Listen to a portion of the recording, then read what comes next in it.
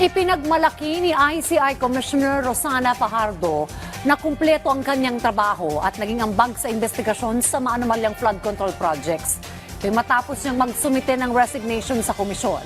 Yan ang ulat ni Harley Valbuena.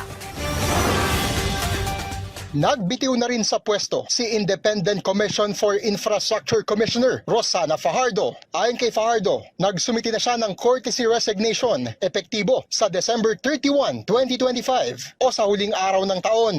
Ipinagmalaki naman ito ang kanyang mga naiambag sa investigasyon sa maanumalyang flood control projects, kabilang ang pagkalap ng mga ebidensya at pagmamando sa mga voluntaryong inisyatiba na nagresulta sa mga rekomendasyon para sa mas maayos na procurement process ng gobyerno. Sinabi ni Fajardo na nakumpleto niya ang kanyang trabaho sa komisyon. Bago si Fajardo, nauna nang nagbitiw bilang ICI Commissioner si former Department of Public Works and Highway Secretary Rogelio Babe Singson at gayon din si former ICI Special Advisor Benjamin Magalong. Dahil dito, ang tanging matitira na lamang sa ICI ay sina Chairperson Andres Reyes Jr., Executive Director Brian Keith Hosaka at current Special Advisor Rodolfo Azurin Jr. Sinabi naman ni Fajardo na ang responsibilidad sa investigasyon at paghahain ng mga rekomendasyon ay inaasahang ipapasa na ng ICI sa ibang ahensya tulad ng Department of Justice at Ombudsman. Kinumpirma naman ni Chairman Reyes na tutungo na ngayon ng komisyon sa transition stage.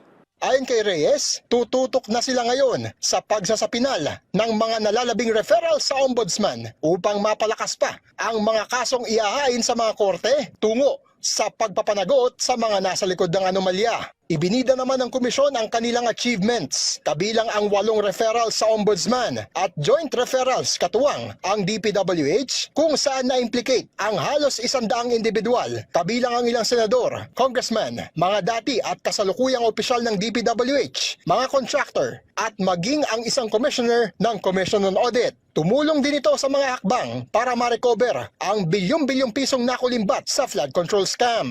Naniniwala naman si Fajardo na ang isinusulong na paglika ng mas makapangyarihang Independent Commission Against Infrastructure Corruption at Independent People's Commission ay magiging mas epektibo sa paghabol sa mga dawit sa flood control anomaly. Harley Valbuena para sa Pambansang TV sa Bagong Pilipinas.